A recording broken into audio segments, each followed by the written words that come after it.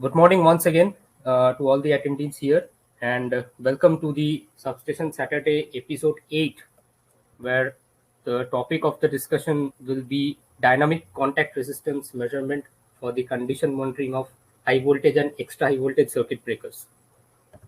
So, myself, Orithro, working in Scope for 5 years as a product specialist, and I'm basically looking after the circuit breaker, GIS, surge arrestor, and DC maintenance related all the products.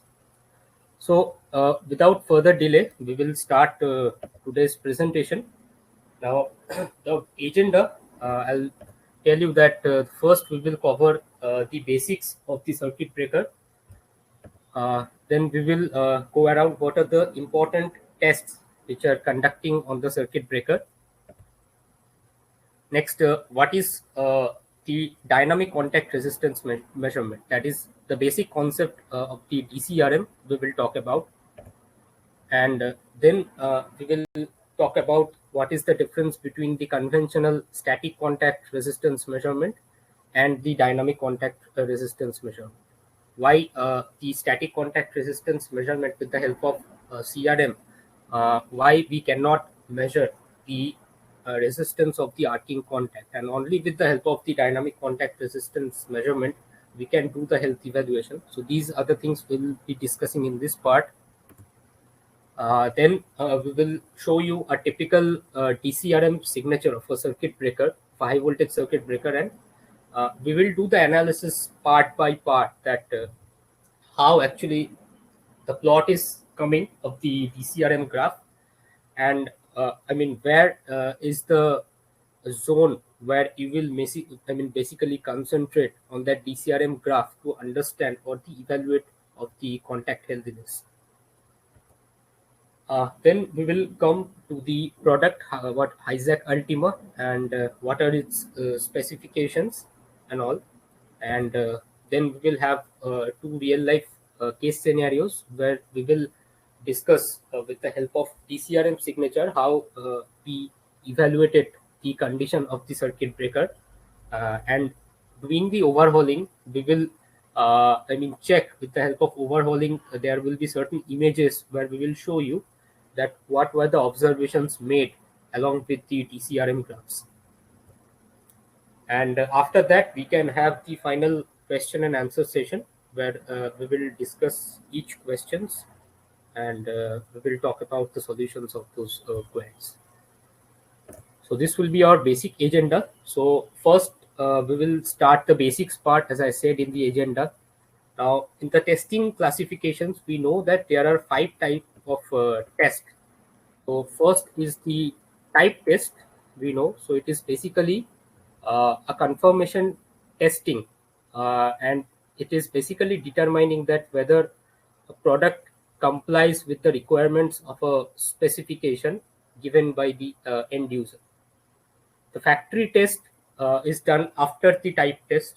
So the type test is basically to understand that whether the product specifies the compliance or the specifications whatever the end user is giving. And with the help of the factory test, we are basically determining that whether the whatever the equipment is, whether it can be a circuit breaker transformer, we will conduct a series of tests and we will check whether the values are within the acceptable limits. And then this is called the factory test or factory acceptance test also. And after that, that certain equipment is it is directly transferred to the commissioning site. Now in the site, after the transportation, we will again do a series of tests to verify whether the equipment is in proper condition or not, because during the transportation it may happen that there are some mechanical damages may happen inside. So that we will verify with the commissioning test. In some cases also in sites, we do a series of tests. We also call it the pre-commissioning test also. So these pre-commissioning test and after commissioning test, when it is properly installed and the system is up and running, so after that what we basically do that we periodically check with the routine test whether the certain equipment is properly healthy or it is not in proper condition. So those series of tests which are conducted to check properly, I mean periodically, we call it as a routine test. And in some cases, in equipments, we generally see that there are some special tests are conducted in those equipments just to check whether that proper equipment is okay or not.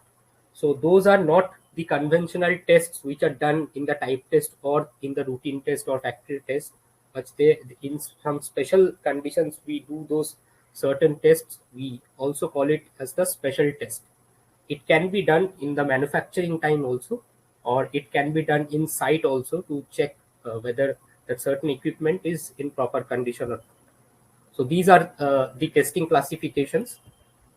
Now, if we go to the basics of the circuit breaker, so what will be the types of the circuit breaker? According to the voltage level, we know that high voltage category, medium voltage category, and low voltage category.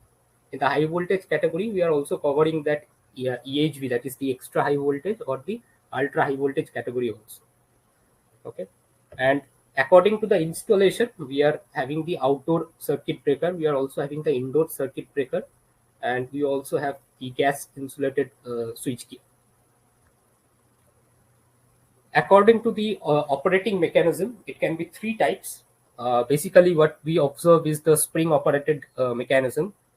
Sometimes it can be pneumatic or it can be hydraulic as well.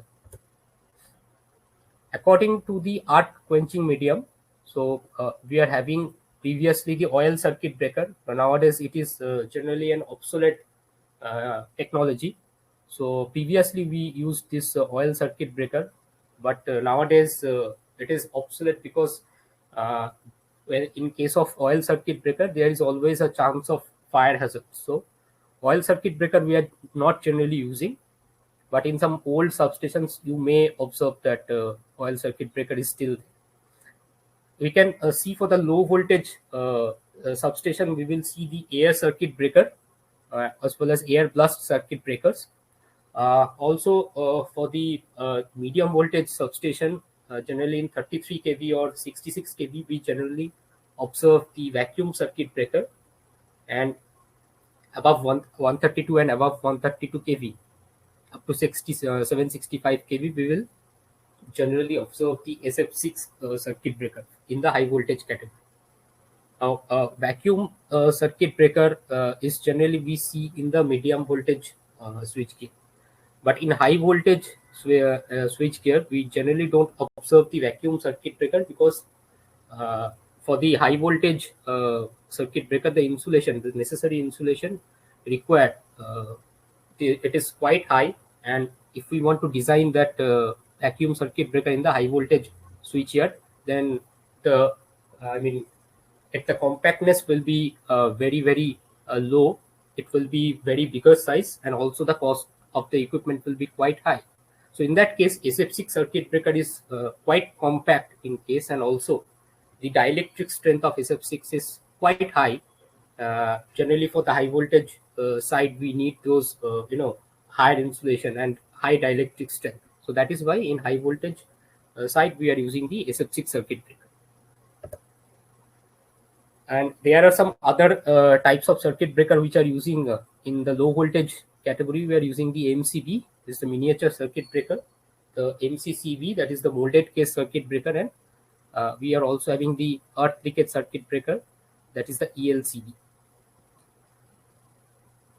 So these are the types of circuit breaker. Now, if we generally go into the contact assembly, now what we generally see that we are having, for example, let's just take the pointer here for your understanding.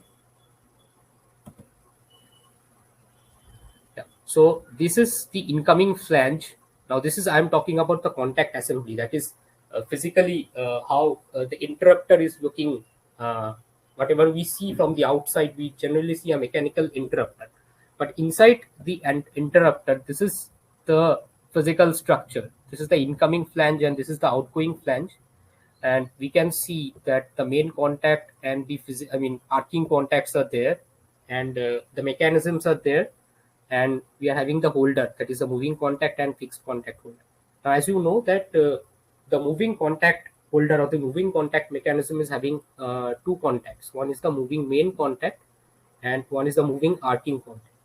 Of same case, in the fixed contact mechanism, we are having two contacts. One is the fixed main contact and one is the fixed arcing contact. Now, the difference between these main contact and the arcing contact is one is the material. So, in the main contact, we use the material either copper or silver, where the resistance of that material is quite low. But in case of arcing contact we are using the material is tungsten or wolfram. So where the resistance of that particular material is quite high. Now the application wise, we are using this particular material. The main objective of the main contact is to pass the rated current of the circuit breaker. The rated current of the circuit breaker is passing through the main contacts. But then why the arcing contact is there? The arcing contact is there mainly to prevent the main contact from the electrical stresses.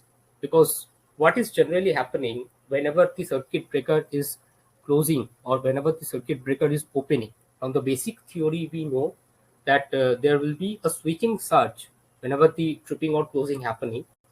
The switching surge will be passing through the contacts. Now, because of the material is there in the arcing contact, it can withstand quite higher amount of current, quite higher amount of surge, switching surge. In that case, whenever the switching surges is coming, it is basically passing through the arcing contacts and it prevents the main contact from the excessive electrical stress. And the rated current, whatever it is passing through the main contact of the circuit breaker. So this is one importance of this arcing contact. Specifically, if we talk about the importance of arcing contact in circuit breaker. Now, basically, what we see in this case, you can see from the image that the circuit breaker is in open condition. Okay, but when it is closed, it is mostly like this. In this case, you can see both the main contact and arcing contact is in closed condition. So the breaker is closed. You can say like this. Generally, the concept here of the main contact and arcing contact is it is a theory. It is a practically and theoretically established that we need to prevent the main contact from the excessive stress. For that, there is a logic how the tripping and the closing of the circuit breaker is happening. So whenever the circuit breaker is closing, what first it is happening that the main arcing contact is firstly closing, and because of that there will be a switching surge. It will pass through the arcing contact and then the main contact closing is happening. Okay, this is the logic of the closing of the circuit breaker. Same, it is in a reverse way when the circuit breaker is opening. In that case, what happens that the main contact is separating first. Whenever the main contact is separating, there will be a certain part that the arcing contact is in still closed condition. In that case, again, the switching surges will come and it will pass through the arcing contacts. And then after the switching surges is passed, the arcing contact will open and the full opening of the circuit breaker will be done. This is exactly how the arcing contact is preventing the main contact from the excessive electrical stress. So this is how the tripping and closing of the circuit breaker is done. Now, this is the actual circuit breaker contacts. You can see this is the fixed contact mechanism where this is the fixed arcing contact and this is the fixed main contact. For the moving contact mechanism, this is the moving arcing contact and this is the moving main contact. So whenever the closing is happening of the circuit breaker, so these two, the moving contact mechanism will directly coming to the fixed contact mechanism, and these two are covered, and the full closure of the circuit breaker is happening like this. For a new circuit breaker and the old circuit breaker, we generally, when we do the overhauling of these circuit breakers, we generally see for the newer ones, you can see it is much more clearer. The contacts are very much new, and you can see there are no black spots here like this one. This is for the old circuit breaker contacts, where you can see because of the numerous number of operations and the switching surges, you can see some carbon depositions has been happened in the contacts. Now this is why we generally need to check periodically that what is the healthiness of the contact with the help of the DCRM card, because every time the switching is happening, every time the circuit breaker operates, there will be some switching surges and some inrush current will be there. Because of that, this carbon deposition may occur, because what is happening that the inrush current is having a high magnitude, and because of that there will be some resistance in my contact and I square R loss is happening. So I square RT, the heating loss is there in the contacts, and that is why you can see that there will be some carbon depositions happening inside the contacts. Now generally what we understood that the arcing contact who is taking all the switching surges, we will generally observe that the healthiness of the arcing contacts will degrade faster with respect to the main contact, because the arcing contact is taking all the switching surges. So the deterioration of the arcing contacts will happen, more frequently compared to the main contact. So that is why it is very, very essential that you don't just evaluate the condition of your main contact, but at the very same time, you need to evaluate what is the condition of your arcing contact, because the tendency of the carbon deposition happening inside the arcing contact is more frequent compared to the main contact.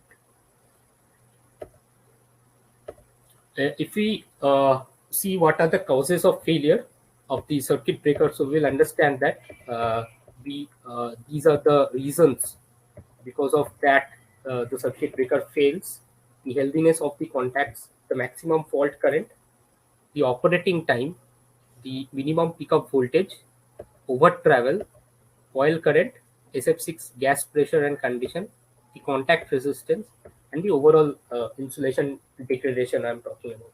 And these are the areas where the failure you will see in the right hand side of the where I have mentioned the contacts and mechanisms where the failure may happen.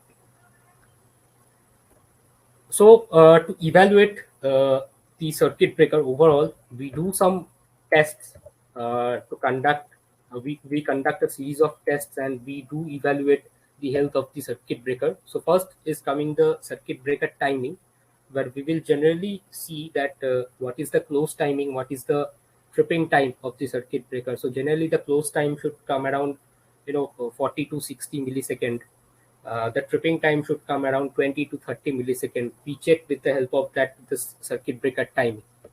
Now above 400 kV and above 400 kV, we know that a pre-insertion resistors is installed parallelly across the main contact, because whenever in case of 400 kV or above 400 kV, what is happening that the whenever the switching of the circuit breaker is happening, so the inrush current, the magnitude of the inrush current is quite high. So in that case, the pre-insertion resistor, with the pre-insertion resistor, that inrush current will pass and then the circuit breaker will operate. So for that, pre-insertion resistance timing is also very, very important for 400 kV and above 400 kV circuit breaker. The contact travel test, that will give you that what is the gap between the contacts. Also we call it as the contact gap. We also test what is the contact velocity during the traveling, what is the timing of the contact, and what is whether the travel is it is my main contact and arcing contact, whether it is in under travel situation or it is in over travel situation. Because sometimes what happens that the contacts get over traveled, and because of that the mechanical damages inside the contact assembly may happen. So these are some reasons we check the contact travel. Also, because of the contact travel, there will be several bounces. We'll observe that in the DCRM graph, the contact bounces will happen. So those bounces, there are some certain limitations that the bounces should not be higher in magnitude. So these are the things we check during the contact travel. Coil current characteristics. So whenever the circuit breaker is operating, for example, a fault is coming and relay is giving the trip command to the circuit breaker. So the tripping coil will energize, and during the energizing part, whatever the current is drawn by the trip circuit, we call it as the trip coil current. The same will be the case for the closed coil current. So when the closing coil will energize, what is the current drawn by the closed coil? That will give us the trip and close coil current characteristics. With the help of the coil current, you can also evaluate what is the coil resistance as well. Next, the dynamic contact resistance. That is our main agenda of this presentation. So that I will specifically I'll tell you later in the next slides. Static contact resistance. Static contact resistance is nothing but we are checking what is the condition of the main contact, right? But with the help of static contact resistance, we cannot evaluate what is the condition of the arcing contact resistance.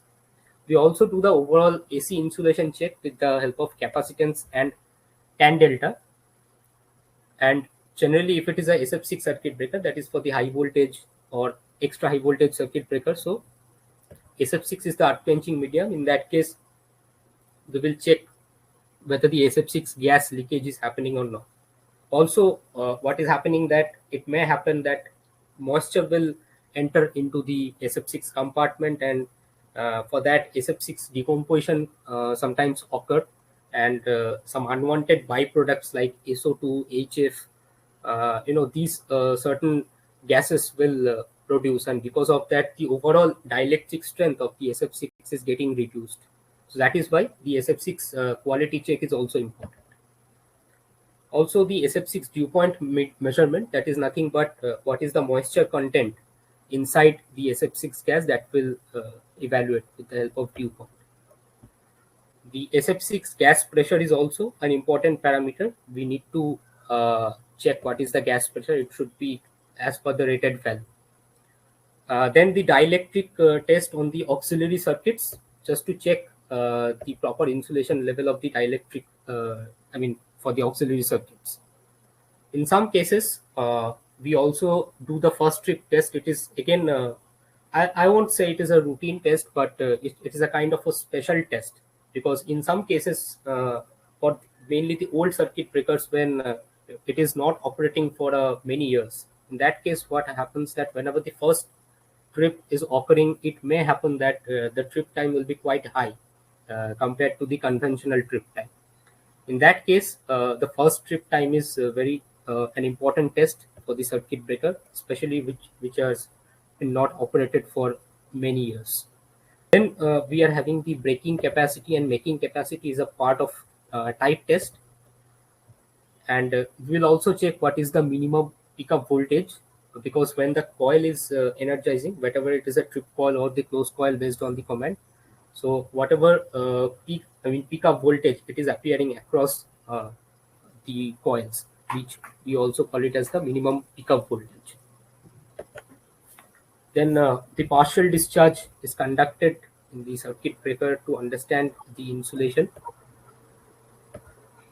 Next, we will conduct the vibration test to understand the mechanical condition and mainly the operating mechanism of the circuit breaker. And then we are having the type test, that is the voltage withstand test, the lightning impulse, power frequency, and switching impulse tests. This is again a part of type test. Now, if we go into the circuit breaker testing evolution, so basically in the 1970s, we understood the condition of the circuit breaker by doing the circuit breaker timing test. Only what is the tripping time and what is the closing time. We just did that test, and we, with the help of those timing values, we understood that what is the condition of the circuit breaker. In 1980s, we started to do the coil current and the travel traces. It was giving a more significant values considering the timings. So with the help of that, we broadly understood that what was the condition of the operating mechanism, and what was the condition of the coil current characteristics of the circuit breaker. So along with the timing, we understood the coil current and the operating mechanism also. In the late 80s, generally the CRM was a routine test which was conducted to evaluate what was the condition of the main contact of the circuit breaker. And still, I mean, after the late 80s, up to 1995, there was an observation that after conducting all these tests, timing, coil current, travel, and the CRM, we understood and we observed that still many of the high voltage circuit breakers were failing, and we didn't understood what was the reason for that. And after overhauling all of those circuit breakers, we understood that the main component, I mean, the main part of the circuit breaker which was failing was the arcing contact. Okay. Now, because of the CRM, that is a static contact resistance meter, we understood what was the condition of the main contact, but we never understood what was the condition of the arcing contact. After overhauling, we understood that it was the arcing contact which was deteriorating, whose health was deteriorating continuously, and because of that, the circuit breakers were failing. So, in the 1995, we invented invented DCRM with the Association of Power Grid, and with the help of dynamic contact resistance measurement, it was understood that what was the condition of the arcing contact which was not coming into the CRM. Okay, so this was the basic significance of the dynamic contact resistance measurement. So if we consider the history of dynamic contact resistance development, the worldwide, the measurement started in 1991, but again, it was not considered as a routine test. It was considered as a special test just to evaluate what was the condition of the arcing contact. The findings were published in 1997. Several papers were also published on that time. In India, we started the development of this product in 1995. So Scope in India was the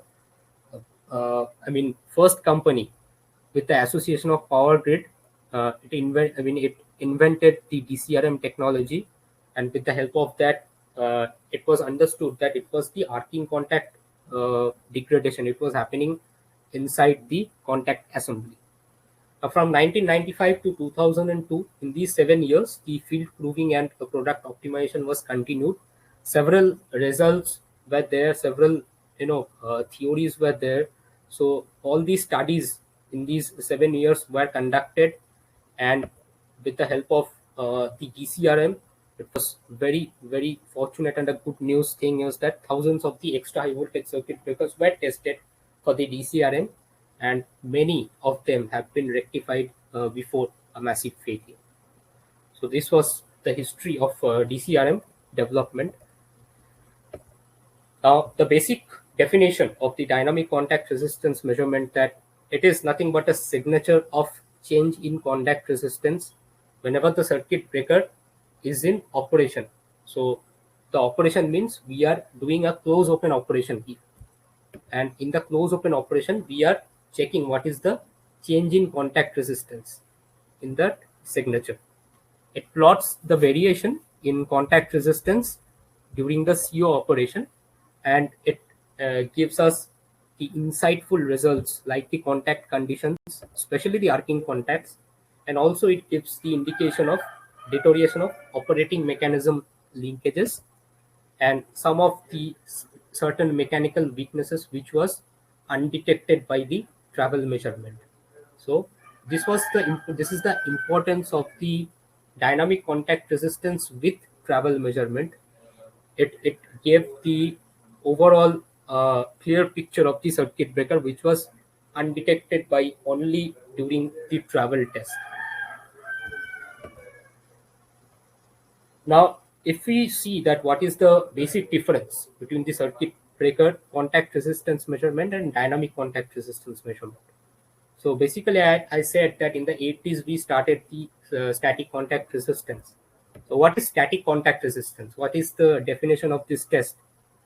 So the circuit breaker is in closed condition first, it is an offline. Both of these are offline tests. First of all, in CRM, the circuit breaker is kept in closed condition, and as per the IEC 62271-100, we are injecting 100 ampere test current, and we are measuring the voltage drop across the contact assembly. And with the help of V by I, we are checking the millivolt drop, and it is having a value. What is the resistance value? In case of dynamic contact resistance, it is the process. I mean, it is the measurement process is same, but the difference is that firstly, that in case of static contact resistance, the circuit breaker is kept in closed condition. So we give the close command only in case of circuit breaker, in case of CRM. But in case of dynamic contact resistance measurement, we give the close open command. That is the CO open operation. In case of static contact resistance, we only have a single value of the main contact resistance. But in case of dynamic contact resistance, it plots the contact resistance with respect to time. So we are having a signature or a plot, and we are giving, I mean, we are having a continuous values of the contact resistance. So in case of static contact resistance, it is just a single value. But in case of dynamic contact resistance, we are getting a signature or a plot. So it is only a single value, as I said, and it is, we are in DCRM, we are getting a overall graph. So this is the basic difference of the CRM and the DCR.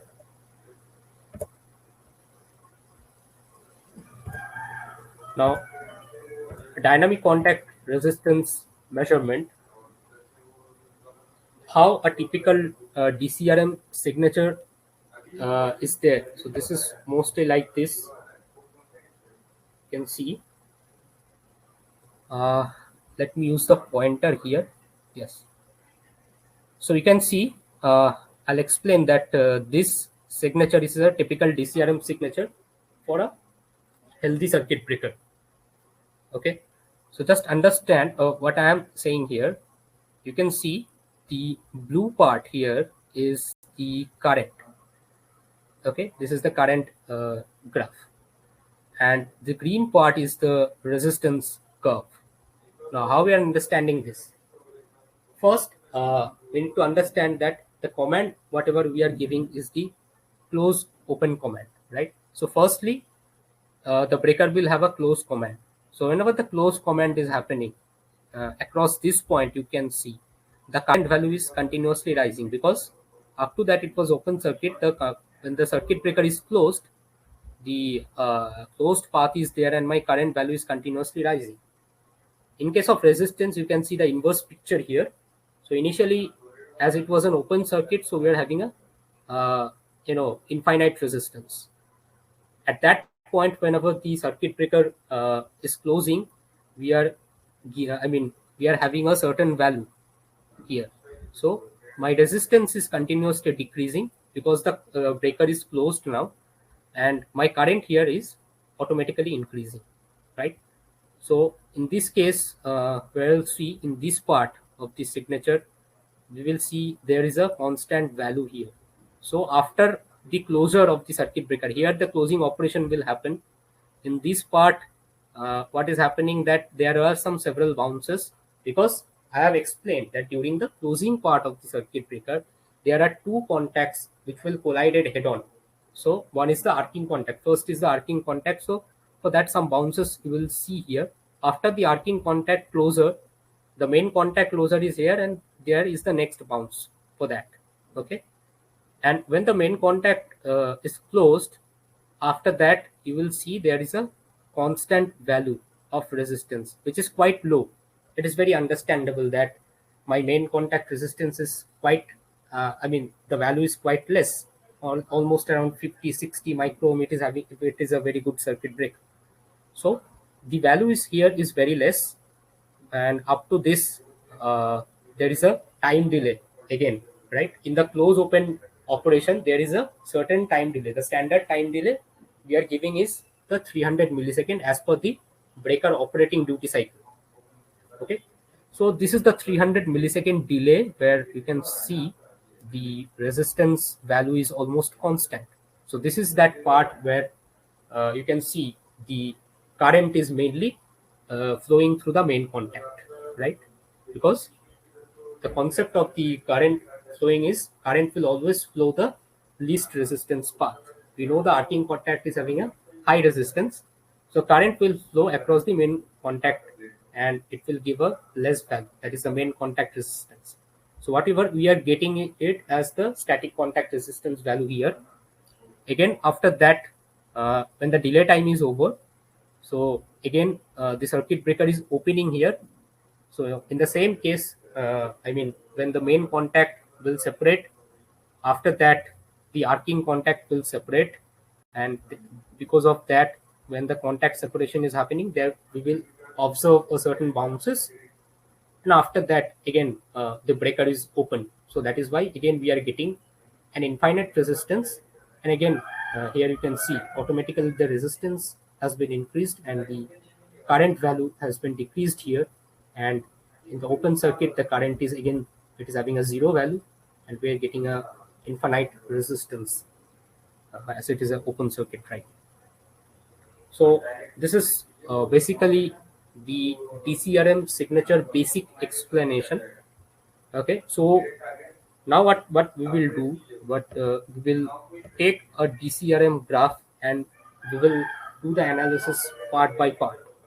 Like what in what zone, what is actually happening, and what is the importance of each of those zones of the DCRM graph you need to take care. Now in that case, first you can see I have gave the A, B, C, D pointed here for the different based on the zones. So in each of the zones, I'll explain what is happening. Now from point A to point B, in point A, from starting from point A, we have given the close open operation, right? So first the closing operation will happen. Now closing comment is given to the circuit breaker at point A. The plunger of the closing coil will operate, and the spring pressure will be applied to the operating piston of the operating mechanism, and the operating rod is there, right? The operating rod will start moving upward because the closing operation is happening. So the graph between this A to B indicates the time taken for the actuation of the closing coil and the control valves till movement of the operating rod takes place. If it is going getting upward, so until the final destination, the time taken between A to B will generally indicate the proper functioning of the various components of the operating mechanism. So this is the part of A to B. What it indicates is the proper functioning of various components of the operating mechanism. Now, at point B, the operating rod starts moving upward, which in turn moves the arcing and main contacts in the interrupting house. Initially, the arcing contact closes here at point C, and the current is injected at that point only. Before that, the current was not injected. The time taken between B to C, it will indicate what is the healthiness of the operating mechanism. So until that, all these closing coil energizing was happening, and it is about that time at point C the contact insertion will happen. At point C, the insertion of arcing contact takes place. So I said that in the closing of the circuit breaker, first the arcing contact will touch with each other, then the main contact will touch. So first the arcing contact is touched with each other. The dynamic contact resistance plot here, it is starting, and in case of healthy arcing contacts, we will generally see that there will not be any abnormal bounces here. There will be certain amount of bounces because two mechanical contacts are touching with each other. So there will be some bounces as per the theory of mechanics, but the abnormal bounces will not be there if it is a healthy circuit breaker. So here you can see from point C to point D, you have seen there are some certain bounces are there. So in this part, okay. At point D, the main contacts will close and the resistance will reduce here. So at the point D, here from here only, the resistance will be reduced because the main contact will touch with each other. At point D, when the main contact is closing here, so the contact resistance reduces further because right now the current is flowing through the main contact only, because the main contact is having the least resistance path, right? So however, I mean, there will be some bounces at the time of main contact touching. Okay, the main contact insertion will happen up to this point E, where we can say the circuit breaker is in fully closed condition, right? The circuit breaker closing, from the definition we know that the full closure of the circuit breaker is whenever both the contacts, my main contacts and the earthing contacts, are touching with each other. In that part, we call it as the full closure of the circuit breaker. So at point E, the full closure of the circuit breaker will be happening.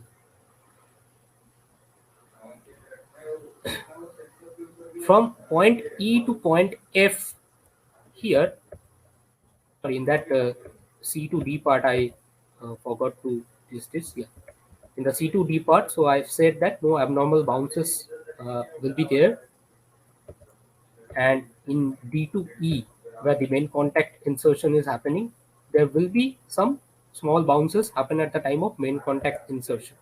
After point E to point F, it is, we sometimes call it as the settling time or the delay time. So as per the standard breaker operating duty cycle, we are, I mean, doing the delay tissue as a 300 millisecond.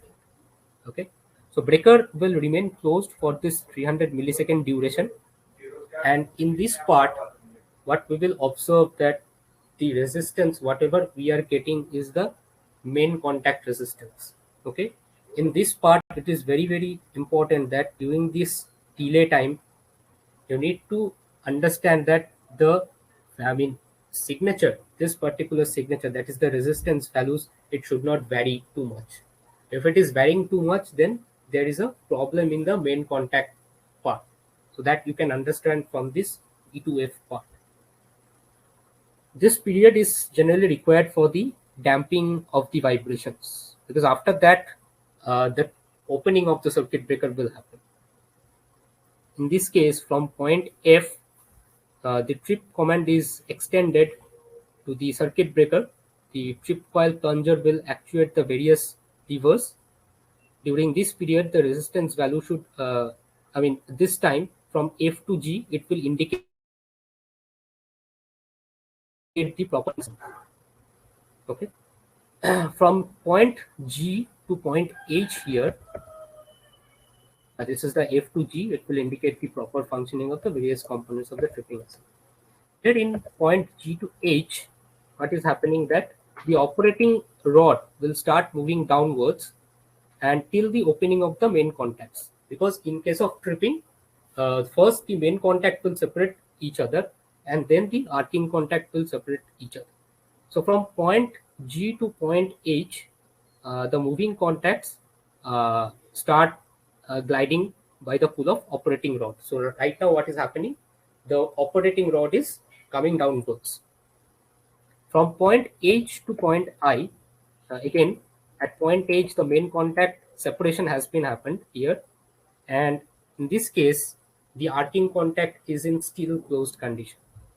So the signature between H to I, what it will indicate is the healthiness of the arcing contact C. Okay. In this case, the H to I, there should not be an abnormal bounces. If the abnormal bounces will occur in the H to I, it will indicate what is the condition of the arcing contact. There will be I mean, you can understand that there are some problems in the arcing context. The abnormal bounces are happening. Okay, so this is the H2I. In point I, the arcing contact separation will happen, and the resistance value will become high. I mean, it will come to infinite after the full closure, but from point I, the resistance value will be increased gradually. The operating rod will come to the come totally downwards, and this time taken between I to J, this I to J part, it will indicate the healthiness of the operating mechanism during the trip time. So this is how the DCRM graph analysis is done zone wise. I have explained in each and every zone what is the significance or the important parameter you need to check here. Okay, so this is how the graphical analysis is done.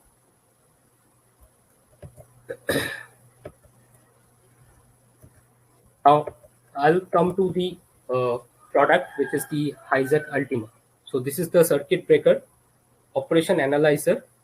I think mostly our end users are already know this particular product. Now, this is a single instrument. It can test all the types of the circuit breaker, whether it is a VCB, whether it is a air circuit breaker, or whether it is a SF6 circuit breaker. The single instrument can test all types of circuit breaker. It is having a dedicated DCRM channel along with a dedicated travel channel also. So both of these channels are not shared. Individual DCRM channels and the travel channels are there to understand the graph more properly. The DCRM of all the interrupters can be done in single test. This is very important, mainly for the above 220 kV circuit breaker who are using. For example, 400 kV and 765 kV utilities. Whatever is happening, that here the brake power pole is high. In up to 220 kV, we know that the brake power pole is 1, right? So for 3 phases, we are having total 3 brakes. But for 400 kV, the brake power pole is 2. So the number of total brakes for all the RYB 3 phases is 6, 2 into 3. And in case of 765 kV, there is 4 brake power pole circuit breaker. So total number of brakes of all the phases will be 4 into 3 equals to 12. So generally what we earlier did, we used to do individual interrupted testing, right, for each phases. But right now we observe that every time you are doing the connection of a single interrupter and again you do the disconnection and again you do the connection, it will take a very long time, and we cannot, I mean, take the circuit breaker offline that much. So it will be a single time connection for all these interrupters of all phases, and we will inject a current single time and we will test the circuit breaker of all the 3 phases. So that is the importance of the all interrupted testing of HiSec Ultima. Because of that, if whenever you are doing a single connection and you are doing a test in a single shot, so the minimal electrical stress is done at the CV, and because of that only one time connection and one time disconnection, so the testing time is quite less. With the HiSec Ultima, we also keep the laptop interface with simple settings.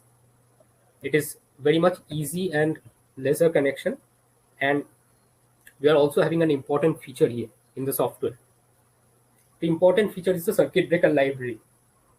Here what you will do, that you give the input of the circuit breaker, that what is the voltage level, what is the make, and what is the particular, in which particular way you are doing.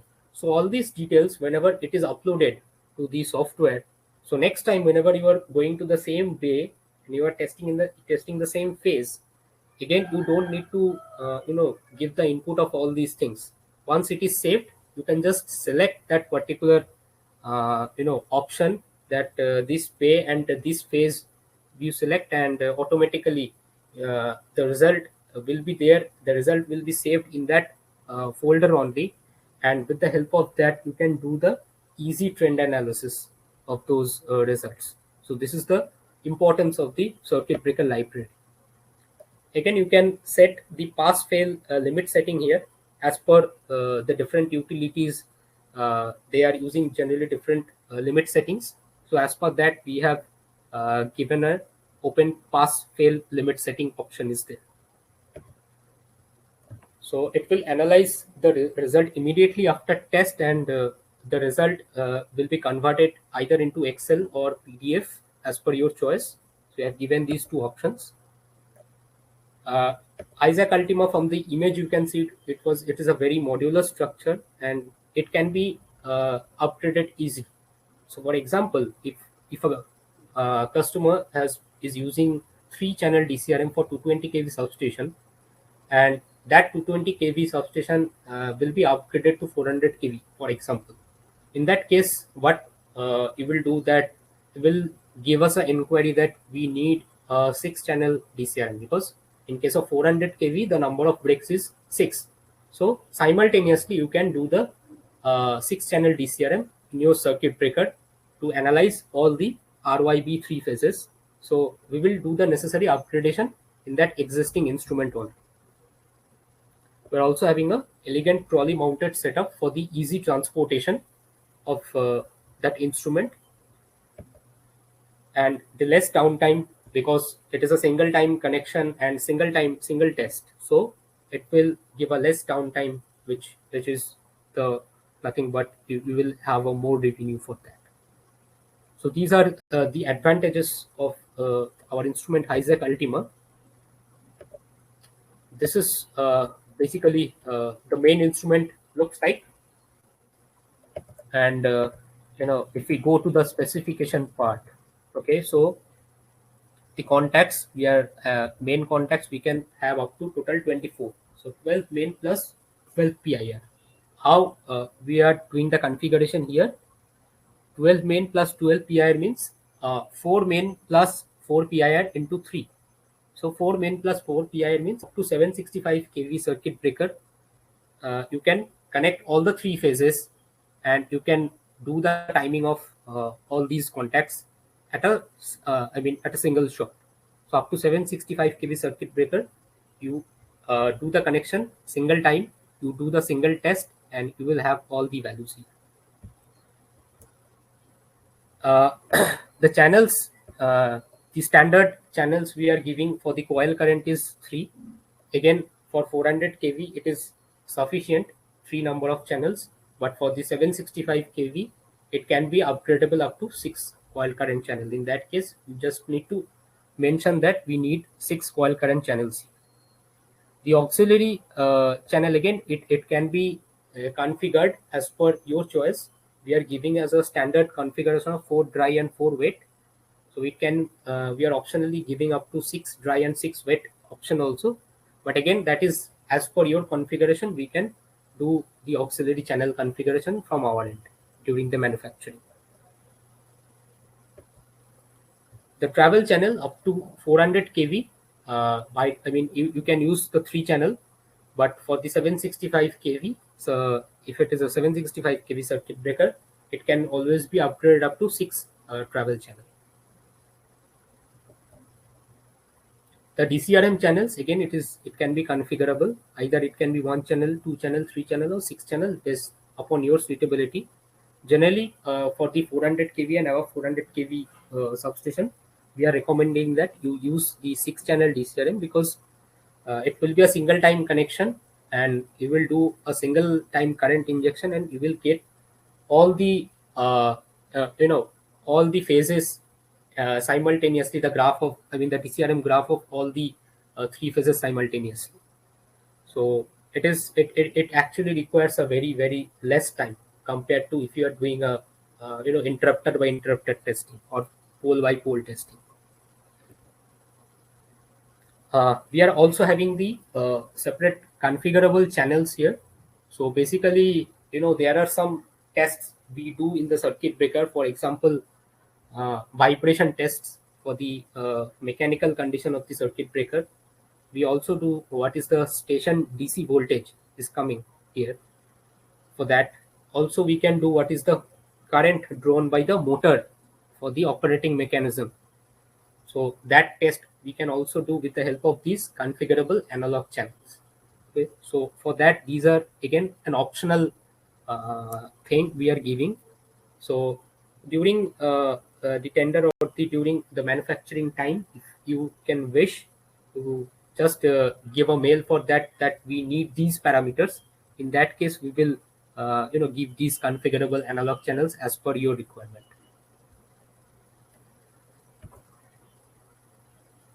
So this is the dedicated DCRM channel here. So earlier it was the main instrument you saw here, and this is the DCRM unit. Okay, so you can see that this separate 100 ampere DC channels we are giving here. So in one rack we are giving total 3 DCRM channels.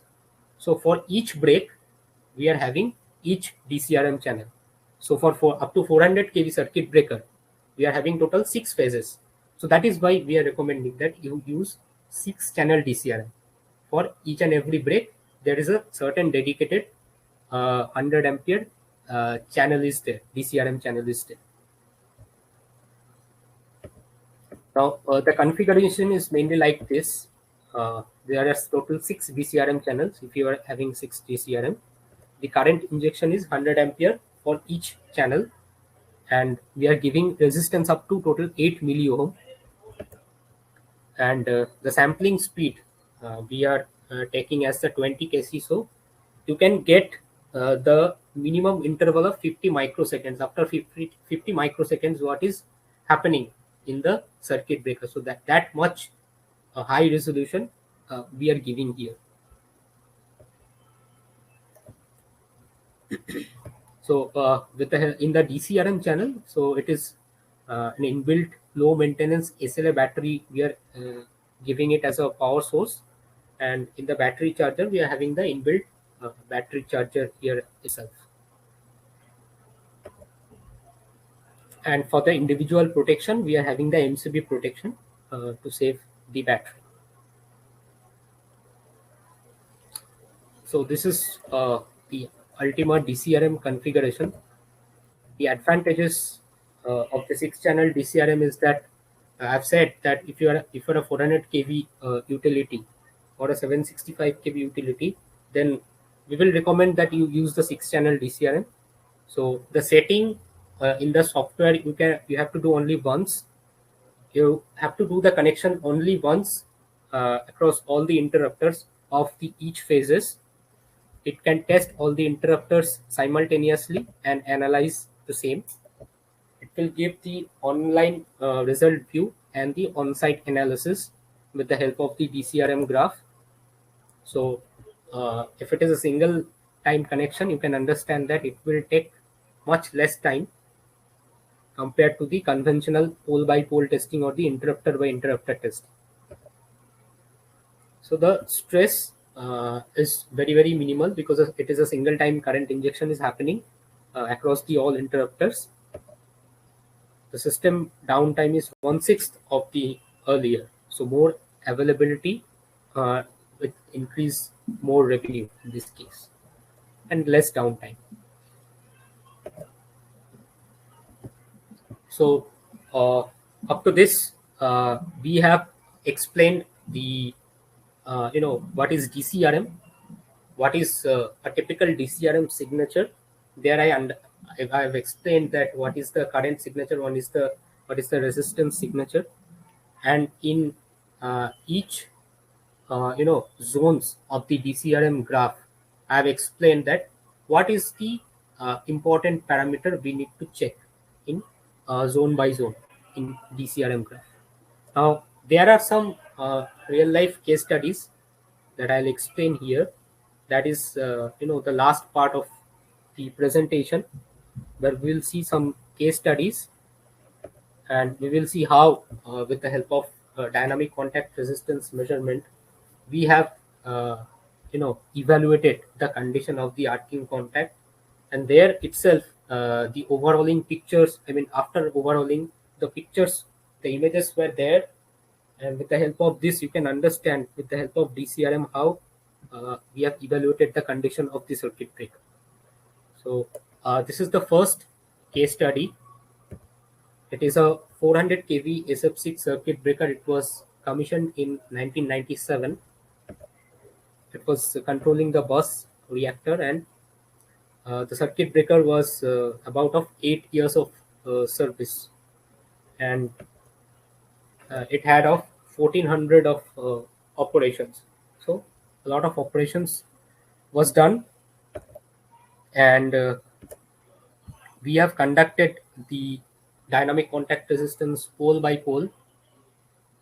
So you can see that for the healthy pole, the graph was like this. So mostly it is a healthy graph, and it is like a typical DCRM signature for the healthy pole. In case of the suspected poles, the DCRM curves were like this. So visually you can understand that with the help of this, comparatively, here there are some unsettling, in this zone there are some unsettling waveforms we can see here. Some abnormal peaks we can see during the main contact insertion part. Even after some time, the main contact is not having a steady value. After some time it is having a steady value. So what was the case here? So there were some observations. The circuit breaker was overhauled just to understand what was the condition. And when it was overhauled, generally what was observed, that the moving arcing contact was found D-shaped and had been expanded. One counter of the head screw of the moving main contact assembly was found loose. So that is why basically you can see that in that graph, that in the main contact insertion part, the waveform was coming like this. I mean, the signature was coming like this. The PTFE nozzle of the moving contact assembly found cracked, and some scratch marks were also seen in the main moving contact. So this was during the overhauling of the circuit breaker. You can see the D-shaped arcing contact here, and you can see a lot of carbon depositions also happened because a number of 1400 operations was done in that circuit breaker. And these were the marks on the main contact. You can see here, if the circuit breaker is getting old, that means there are a number of operations had been done, and because of that, some carbon deposition was also here, right? So these are the things, these are the scratch marks we observed in the main contact. Not scratch marks, sorry, the carbon deposition black marks were there. So this was case study one. In the second case study, that is the last case study, it was in Jalandhar, 2007. The test was conducted. It was a tie-based circuit breaker, and this was, the signature of the suspected pole, the circuit breaker. So you can see that from starting itself, the during the arcing contact resistance, and again in the main contact insertion part, we have observed several spikes here, and also the main contact resistance here is not a constant value we are getting some abnormal spikes after the main contact insertion as well. So what were the observations here?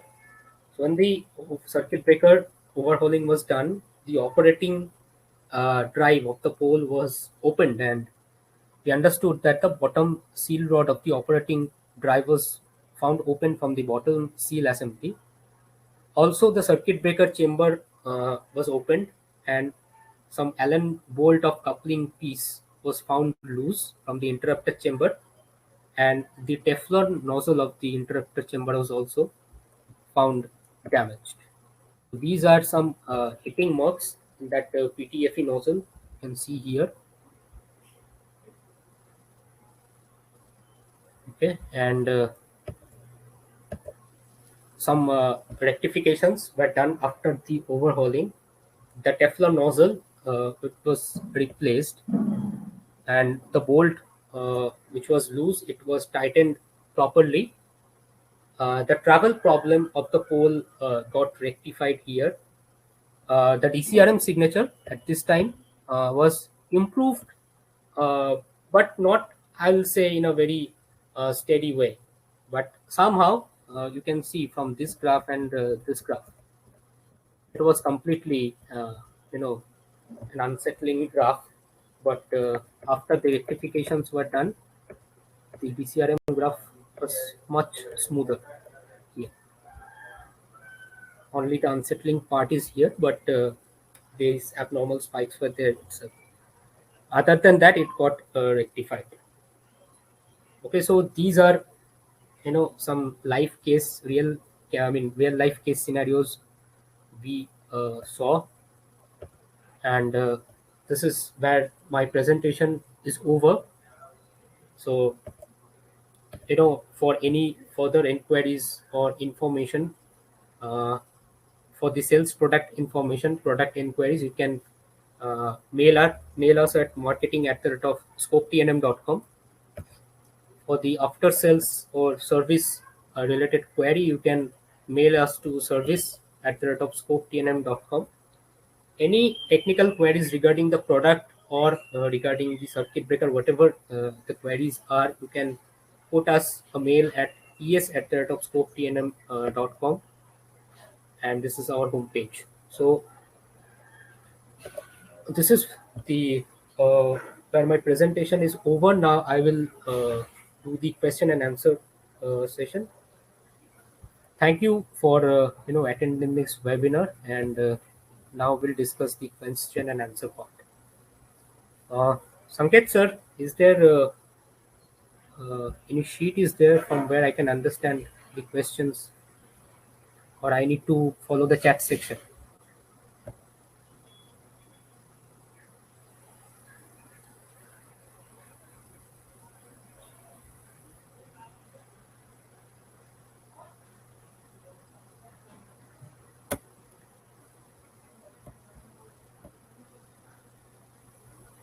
Okay, so some of the basic questions I can found here. Yes, you can get the recording of the session, as it has been replied.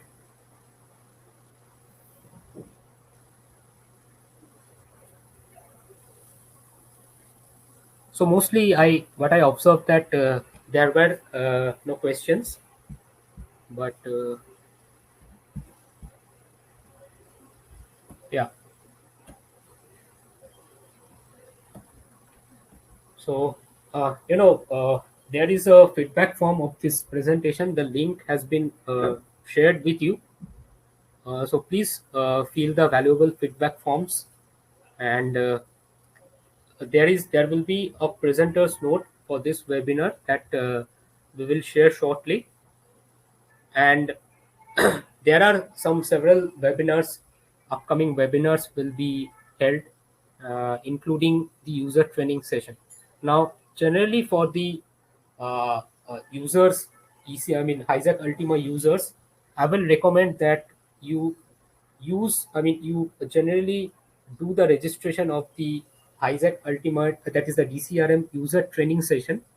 There, more or less the practical parts of these things will be morely covered.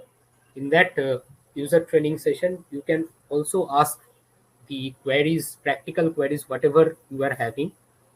Okay, and there, please do follow us, our LinkedIn and Facebook page, where we will get you notified that what are the upcoming webinars are there. So one question is there from Mr. Vijay Chaudhary sir, that how many arcing contact resistance allowed? Okay, sir, I didn't get your question. Can you please be elaborate, because I didn't really understand the question. if you are talking about how many arcing contact resistance allowed means, so generally, per break there will be a configuration. So if you are having a 220 kV circuit breaker, so in RYB, all these three phases, you are total having three, contact assemblies. For 400 kV, it will be 2 into 3 equals to 6, and for the 765 kV, there will be total 12 number of these contact. I mean, 12 number of interrupters. That means 12 number of contact assemblies are there. Raghu Parmula sir has been asked what is the maximum permissible resistance value. Uh, yes, sir. The same question has been asked by Vijay Chaudhary sir also. So generally, what we observe that uh, generally there are no standards. I mean, standard values are there. If you are going through the IEC or the IEEE standards, they didn't have mentioned what will be the permissible DCRM limits. Only what they have mentioned that whenever you are doing the contact resistance test, a minimum 100 ampere test current should be injected. That is the only information in IC 62271-100 is having. The permissible limits are not been discussed there. However, it is always better that you can consult the same with the OEM of the circuit breaker, because basically this is a part of the design, and many of the OEMs like the ABB or Siemens or the Crompton Grips circuit breakers, they are having their own permissible limits as per their factory values. So I'll suggest that you can consult with the OEM. In the test report also, they must specify what should be the permissible limit, because it generally depends upon the voltage level and based on the design of the OEM. But overall, if I can understand that generally for a very typical DCRM signature, you will generally observe that the arcing contact resistance for a very healthy circuit breaker, it is almost around 300 micro ohm. Okay, for a static contact resistance, that is a CRM, we are getting around 40-50 micro ohms. But definitely over the time the DC arcing contact resistance value gets increased, but there is no permissible limit. This is from the observations of the DCRM graphs, whatever we did. So that is the thing I have explained. Okay, so I guess there are no further questions.